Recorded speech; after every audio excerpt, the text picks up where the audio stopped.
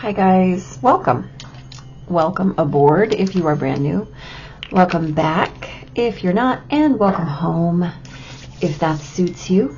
Let's have a conversation about what's up this week in terms of astrological energy, what we need to be ready for, what we can expect. This is the week of the 7th of August through the 13th of August 2023. We start the week with an Aries moon moving into Taurus in the very, very wee hours of the morning. So that's an immediate shift. That Taurus moon is going to sextile retrograding Saturn early in the morning. So a day that is pretty purposeful. Be open to expressing your needs in new ways, right? See what happens if you choose to do that, right? So this is about seeking redefinition and how that can be a foundation of really big shifts for you, for your identity, for how you define home, right? And your place in and as a full expression of that definition. And remember that when we talk about home, we are talking about what home looks like and feels like and smells like and tastes like for you, right? This is an internal definition of home. Where do you feel at home and safe, right? And the key here is that what we're going to choose to do is understand our why, so that everything that we do is a reflection of that definition. Very important. On Tuesday, the 8th, right? This is the 8-8 portal.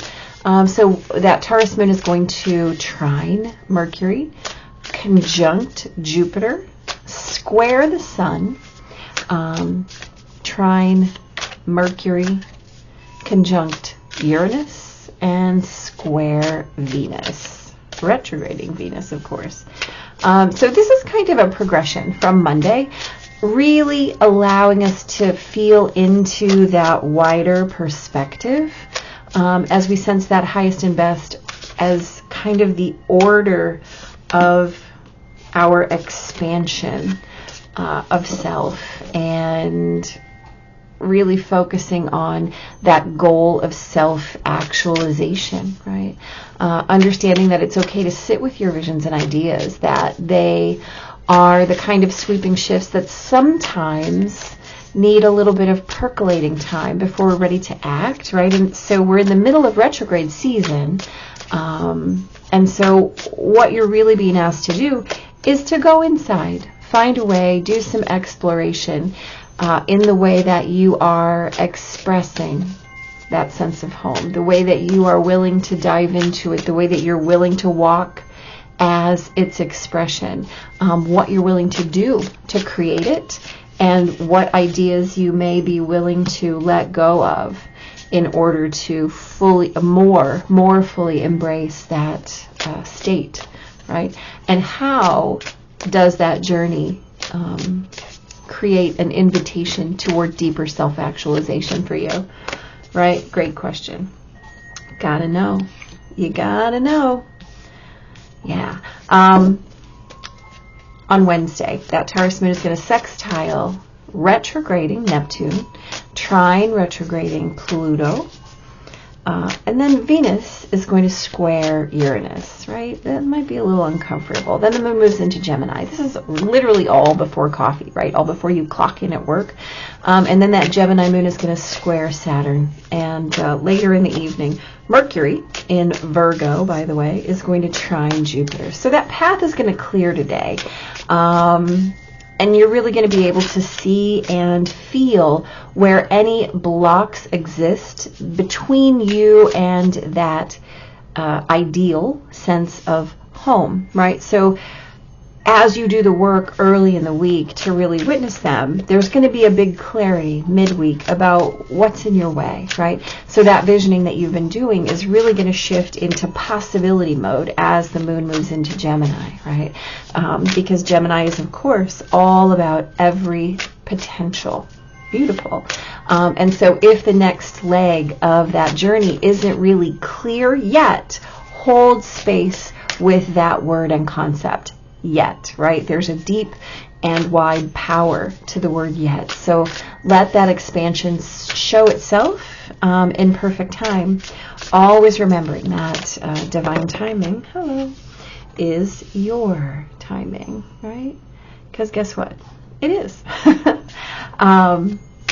On Thursday, the 10th of August, Gemini moon still squaring Mercury, sextiling the Sun and squaring Mars before sextiling both retrograding Chiron and retrograding Venus.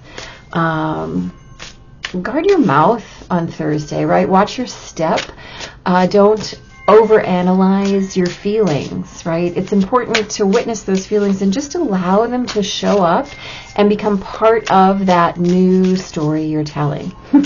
Releasing your need to be right and the insistence that you are right will open doors that you really believed were previously closed.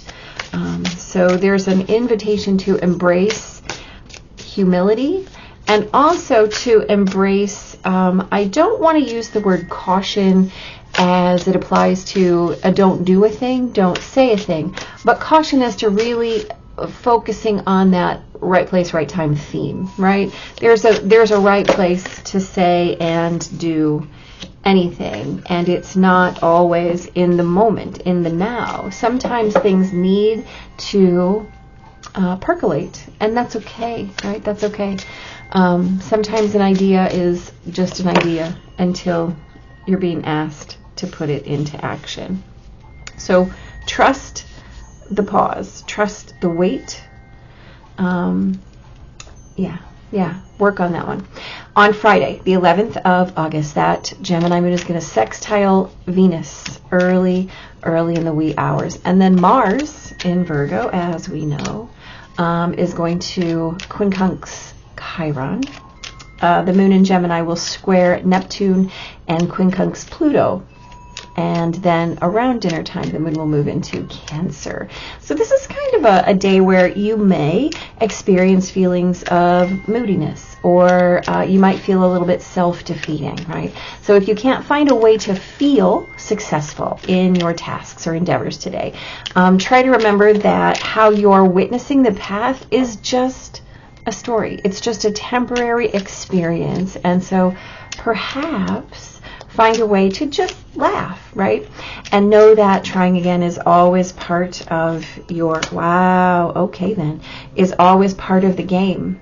And the clarity that you can gain through that awareness, that every moment is for you, right? That'll allow you to laugh more quickly next time.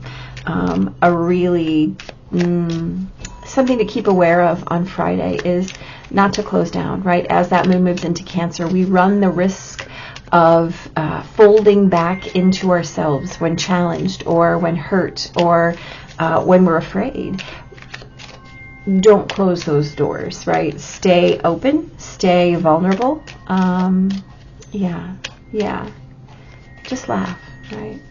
On Saturday, the 12th of August, that Cancer moon trines Saturn early in the morning. The Sun in Leo will trine Chiron in the afternoon, and then the moon will sextile Jupiter. So this is a day for work and play. Really kind of a nice day, actually. Creating a story, right? When you're in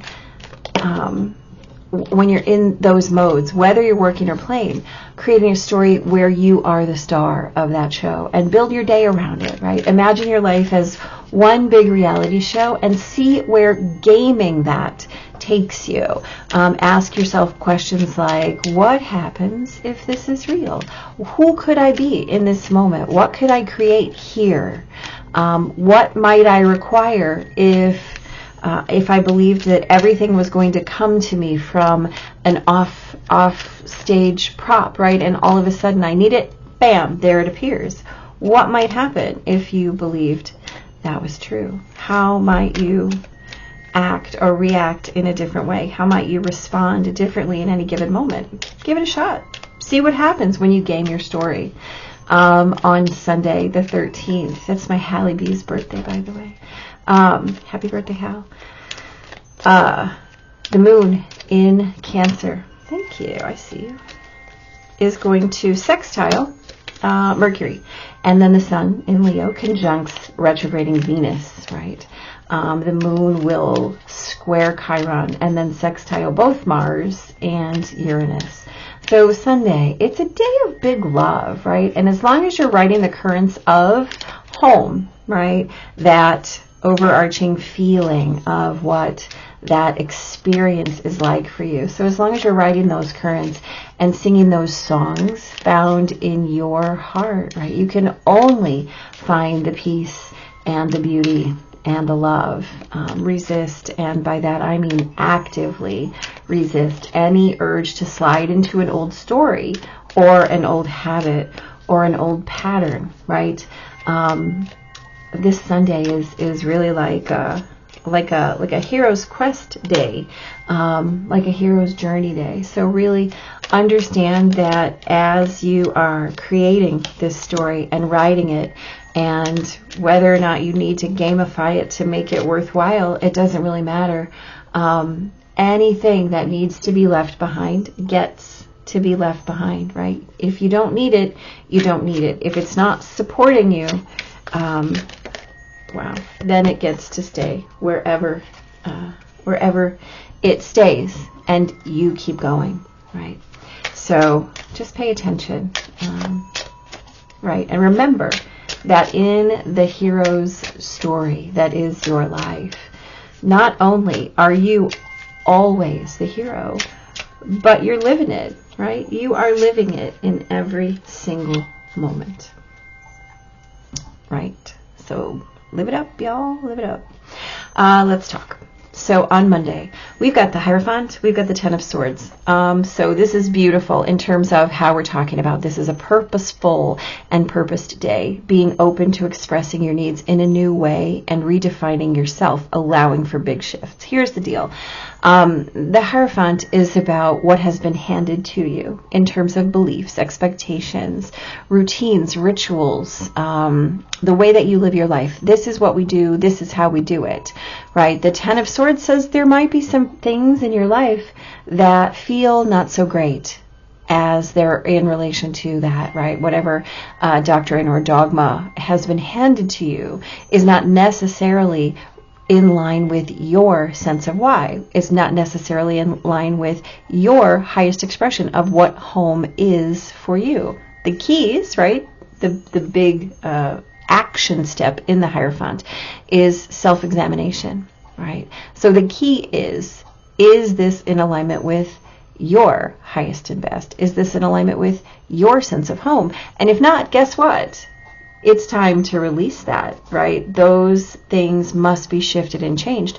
Remember that swords are about belief. They're about your intellectualization of concepts. So examine what you know to be true as it relates to your beliefs, and understand that you are your key to putting that down and moving yourself closer to whatever you define as home. On Tuesday, on the 8-8 portal, right? Hello, 8-8 portal. We have the Magician twice. So we are paying attention to this figure of elemental magic, right?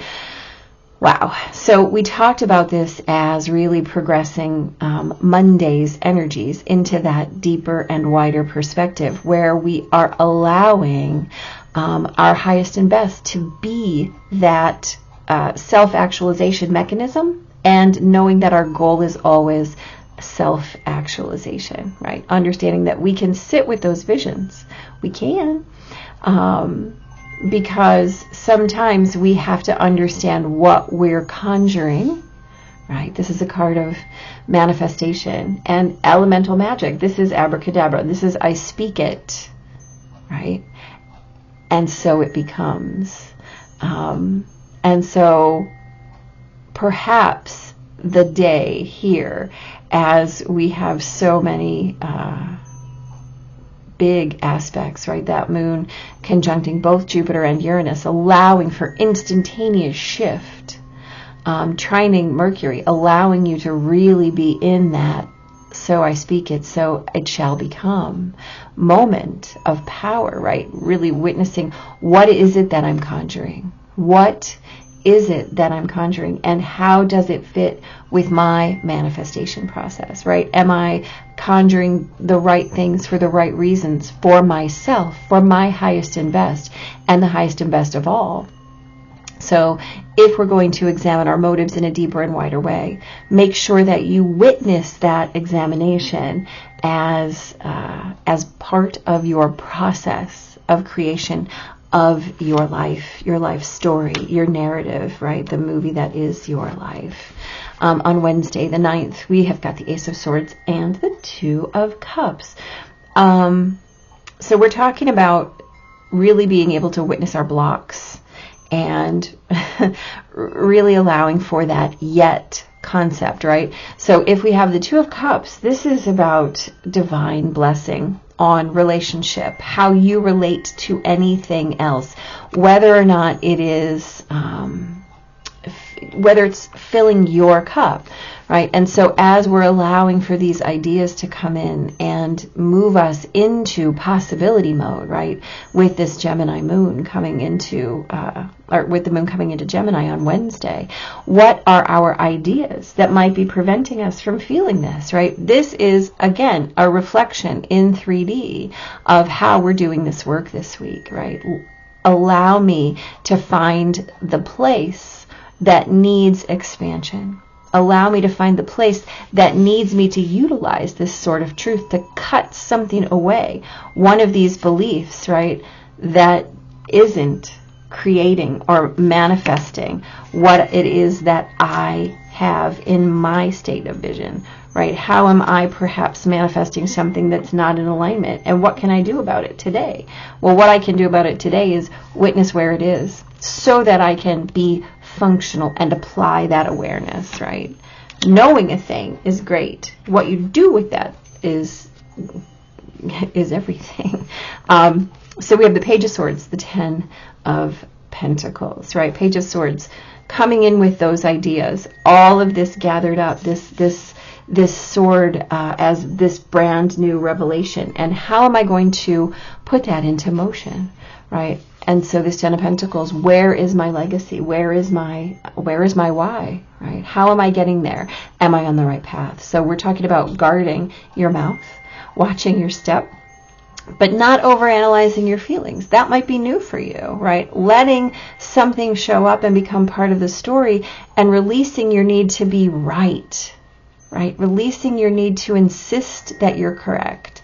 That doesn't matter. We're going to embrace our humility. Why? Because we know that the long-term goal is for me to be happy. The long-term goal is for me to understand that I am resourced, both tangibly and intangibly, my value and my value, my worth and my worth. What are you learning right now that's allowing you to expand this, right? And have a lot less of this? What is this linchpin idea? Well, you might come across it, right? On Friday, we have the Three of Pentacles and the Queen of Wands. Three of Pentacles is about collaboration. This is about learning. It's about teaching. It's a really nice flow of resources card, right? It's how we combine our resources, our values, our values, our worth and our worth with others in order to create something more, right? 1 + 1 makes 3, right? 1 + 1 makes 3. Absolutely it does.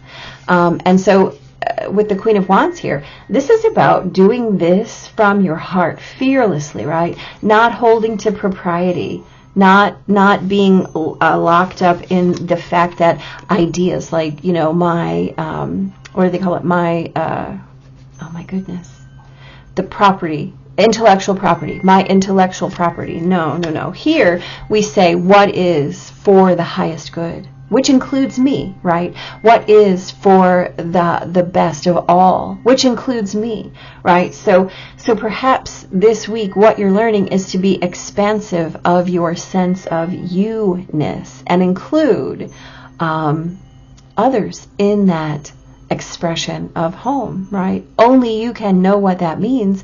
But guess what? Sometimes it's other people too. And so if we're a little bit moody, if you're really feeling a little stunted today, perhaps what you're being asked to do, again, is really just to laugh, to understand that we're gaming. We're gaming here.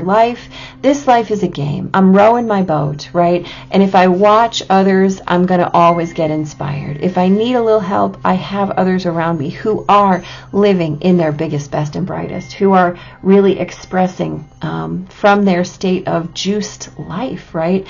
And the key here is, remember, don't close down. Don't close down. Don't lock yourself off. Don't compress yourself or contract yourself. Always be in that full expansion. Give it all away. Give it all away, knowing that's exactly what you get back. And hold out, knowing that you're going to be missing a piece of the puzzle somewhere, because nobody has every piece, right? We rely on others. We rely on others. Absolutely. And they're always going to show up. They're always going to show up. We have the Eight of Swords and the Death card. What a beautiful card, right? We talked about this as the day of work and play, and really creating that story about where you're the star. Gaming, right? Find that life is a one big reality show. And what happens if I let go of the ideas that I don't have what I need? What happens if I let go of the ideas that I'm not good enough for this? What happens if I let go of my imposter syndrome? What happens if I let go of my resistance or my reluctance to be in expression, right? You are being invited here to let go of those things that hold you back, because guess what? They are all ideas. We've talked about this every single day this week. How can you really transform that into something else? Understanding that as we're moving on this journey, we're only going from one place to another. And everybody's coming with us, right? Everybody's coming with us, because that's how life works, right? If your life is a reality show, everybody is a co-star. So allow everything to transform by you transforming your ideas, and see what happens. See how big your vision can get, right? What happens if you realize, well, it's all a game anyway. On Sunday, boy howdy. So we've got the Eight of Cups and we have the Lovers. The Eight of Cups is always about moving away from something that is emotionally less than fulfilling, right? I love this, or I loved it at one time, but it is not working for me now, and I must leave it so that I can move toward this, right? This divine expression, not just of love, but of bliss, of correct decisions, right? Of choosing the right path time and time again. And guess what? The Eight of Cups is simply allowing yourself to release yourself, right? You're not moving away from anything, because you always have you. So as you're riding those currents and singing those songs of your soul and your heart, understanding that you can only find peace and beauty and love on the path. And if we're resisting every urge to slide back into that old story, back into that old pattern, or back into that old habit, we really witness ourselves as being on this hero's quest. And that's what we're living, right? You're telling the story of your bravery to leave behind what no longer serves you, right? This is about moving from ideas that bind you to understanding I am so fully resourced that no matter what I do, I can do nothing but win. Look what I'm creating by letting go of these ideas, right? We've got this divine power of double manifestation here. We have divinity all over here saying to you, guess what? Love wins. How are you leading? How are you walking? What is the heart of your story, right? What is in the heart of your home story, right? Where is your home sweet home? Well, guess what? This is the place. This is the place. This is the story. This is where you're writing it. I love this. So we have this gorgeous, passion as our message today, right? Isn't he lovely? So allow your passion to rise up. Sometimes we try to suppress our desires to fit into the social expectations and norms, right? Do we do that? Why, in fact, we do.